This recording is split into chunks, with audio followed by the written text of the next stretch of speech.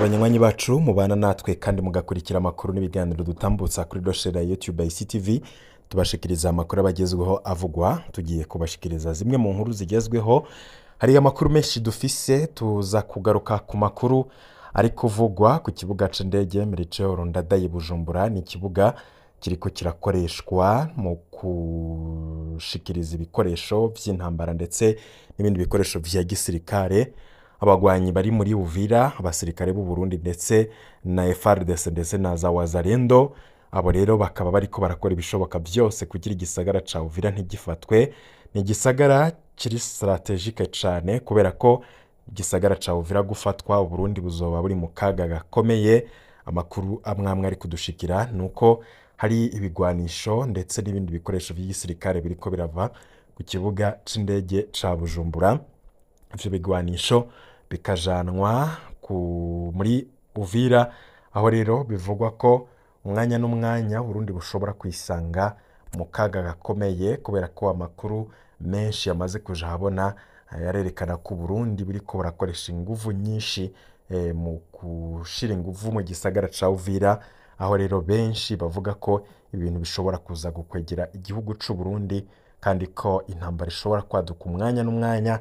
Ku bantu bibuka intambara zabereye muri Goma cane abari mu micungararo ya Goma ndetse n'abandi bakurikiranye ivy'inkuru zabereye muri Goma barumvisha imigwano yahabereye, aho bamwe bavuga ko intambara yabereye muri Goma ari intambara izokwigwa mu mateka kandi yoba abasirikare b'u Burundi ndetse n'abandi basirikare yoba bari ba SADC muri Afrika y'Epfo ndetse no mu bindi bihugu bitandukanye bari baje gufasha Tshisekedi gukura aba M23 mu gisagara ca Goma, bahuye n'ibintu bitazokwibagirwa. Abenshi bakaba bafise n'ubwoba ko ibintu vyabaye muri Goma bisa n'ibishobora kuba bigiye kuba mu gisagara ca Uvira, hari abasirikare benshi b'u Burundi.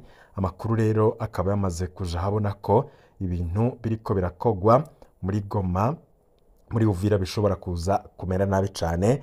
Mwarumvishe urongoye Wazalendo ni militia canke milice, no kuvuga n'umugwi washizeho na Kongo w'abasivile ufasha igisirikare kugwana. Benshi bavuga bati Tshisekedi ko ariko arakoresha abasivile mu ntambara, igisirikare ciwe carananiwe.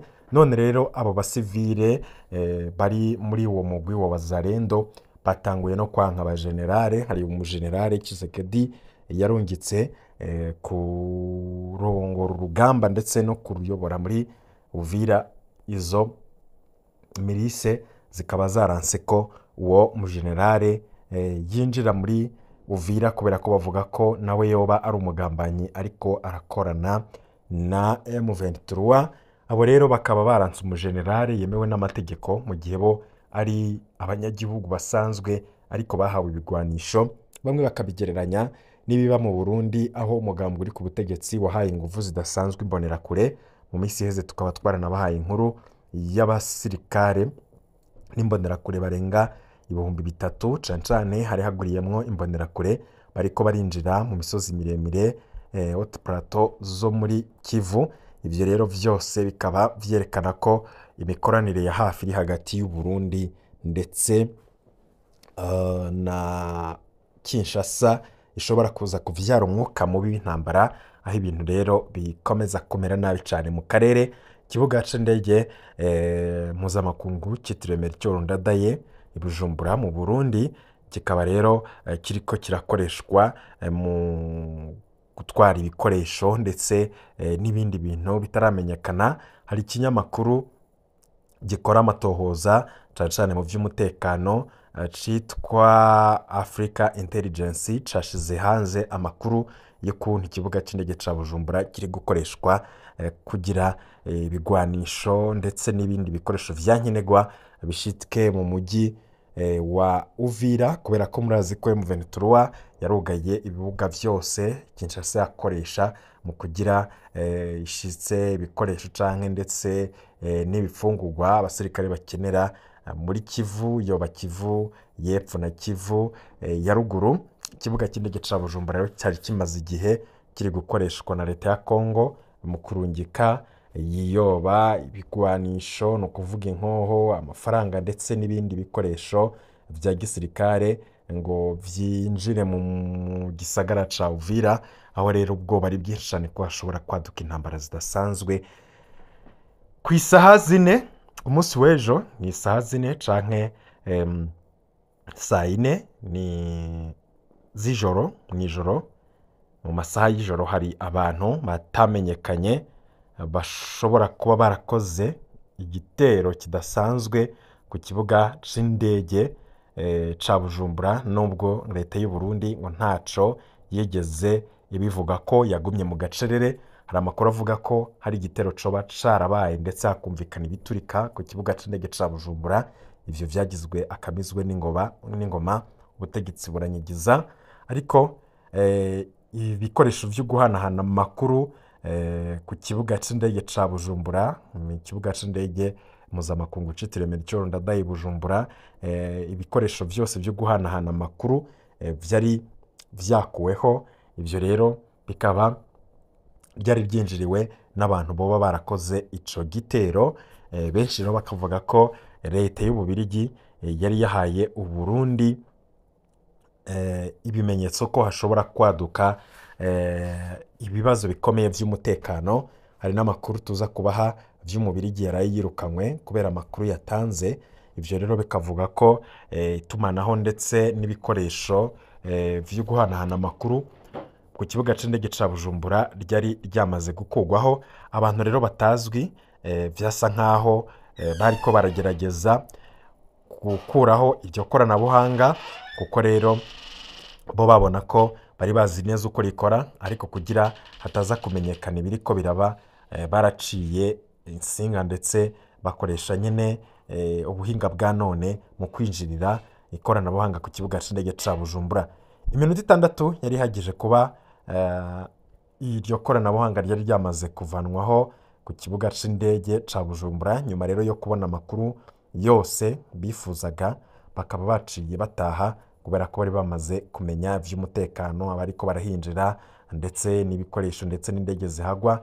Abantu benshi bakomeje kwibaza nimba hoba hari uruhara M23 yabigizemwo kugira ivyo bintu bibe ku kibuga c'indege ca Bujumbura, canke nimba boba ari abandi bantu binjiriye ubwo buhinga bwa none bukoreshwa ku kibuga c'indege, canke se nimba ari abandi bantu boba barakoze ivyo bintu. Benshi rero bavuga ko ivyabaye ku kibuga c'indege ca Bujumbura ari ibintu biteye amakenga. Abakurikiranira hagufi vy'umutekano bakaba bavuga ko ibintu bishobora kumera nabi cane. Muri Uvira ibintu birakomeye gose, ntabwo intambara igiye kuhabiza koroha, kubera ko mu gisagara ca Uvira ntiwamenya ngo ninde ahafise, nimba ari FDLR, nimba ari FARDC, nimba ari Wazalendo, nimba ari abasirikare b'u Burundi, ingabo za Congo FARDC zikaba ziri muri ico gisagara, ariko ngo FDLR na Wazalendo nabo bavuga ko aribo bafise ico gisagara. Noneho rero abacancuro bari muri ico gisagara ni benshi cane n'ingabo z'u Burundi. Birumvikana rero ko mu gisagara ca Uvira ibintu bitaza koroha habe na gatoya. Intambara imaze igihe irwanwa na M23 ngo nta kindi gamije atarimwo kurondera amahoro abanyagihugu bavuga ikinyarwanda muri Congo. Ubwo rero hakaba hari bamwe bariko baragwa mu mporero, ariko Burundi bwo bukaba buri mu kaga gakomeye cane. Tugaruke gato ku vyabaye ku kibuga c'indege Melchior Ndadaye Bujumbura ndetse n'ibikoresho biriko birahava. Twababwiye ko hari umunyamahanga, ni Umubirigi yirukanywe mu Burundi. Uwo Mubirigi yirukanywe mu Burundi kubera iki? Yoba afise aho ahuriye n'ico gitero cabaye ku kibuga c'indege ca Bujumbura. General Neva akaba yatanze amasaha 48 ngo azobe yamaze kuva ku gataka k'igihugu c'u Burundi. Uwo nawe akaba ari David Reisenzi, ni Umubirigi yari asanzwe ari umuyobozi mukuru w'ikigo Enabel ku rwego rw'igihugu. Tubanze tubamenyesha canke twibutse ko Enabel ari umugambi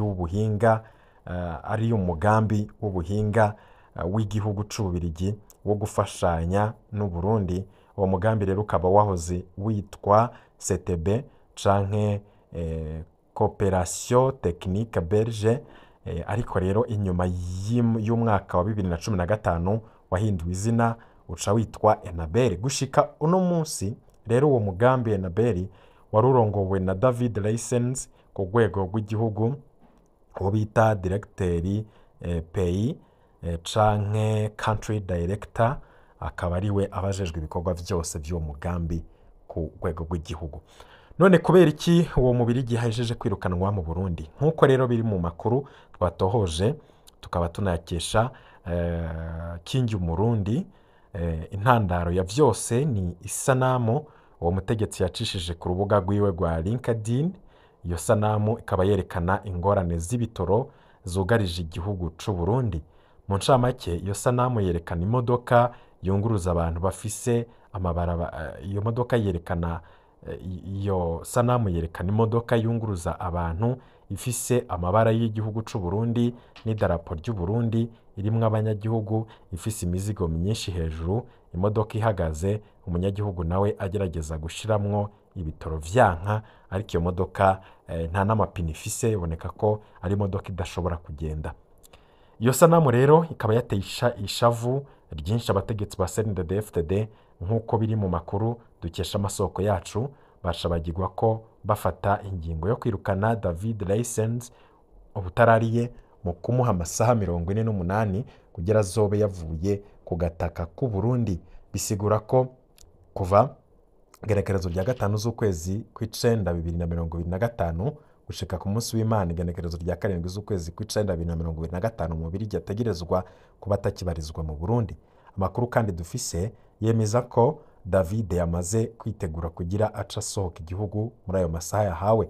None ni kubera iki iyo ngingo ari akamaramaza ku gihugu? Iyi ngingo igaragaza ukuntu leta ya CNDD-FDD ibandanya guhonyanga agateka mu bijanye no gushikiriza iciyumviro, liberté d'expression canke freedom of expression mu rurimi rw'icongereza. Ni ingingo y'akamaramaza kuko ico kibazo c'ibitoro kimaze imyaka myinshi kivugwa, kandi bizwi ko leta yananiwe no kugitorera inyishu.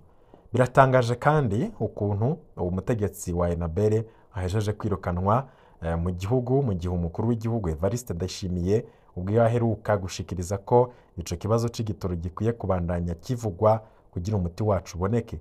Ivyo akaba yabivuze mu kunegura ikigo CNC giheruka kubuza ibinyamakuru vyo mu Burundi gukora amakuru kuri ico kibazo c'ibitoro. Twibutse ko ivyo yaheruka kubivuga ku igenekerezo rya 28 Myandagaro 2025 mu makoraniro yo kurabira hamwe aho CNDD-FDD yagejeje igihugu mu myaka 20 iheze iri ku butegetsi. Evariste Ndayishimiye akaba yari yagize ati, muri CNC nagiye numva ngo kirazira kuvuga ko igitoro gikenye. Niba bivuge kugira abarundi bumve ko hari ikibuze kugira ngo tukirondere. Uwobona ikibuze nakivuge, aho kiburiye tuharonderere. None nk'ubu twabonye ko dufise ikibazo c'amadovize. Ayo ni amajambo ya Perezida Ndayishimiye, ariko biratangaje ukuntu uyo mubirigi yarenze yavuze kuri ivyo bintu nawe akaba yirukanwe. None bigenze gute ngo David License ace yirukanwa? Biragoye rwose kuronkera inyishu, ariko ikigaragara nuko leta ya CNDD-FDD ibandanya guhonyanga ivyo gushikiriza iciyumviro, aho abanyagihugu bato babayeho mu bwoba budasanzwe.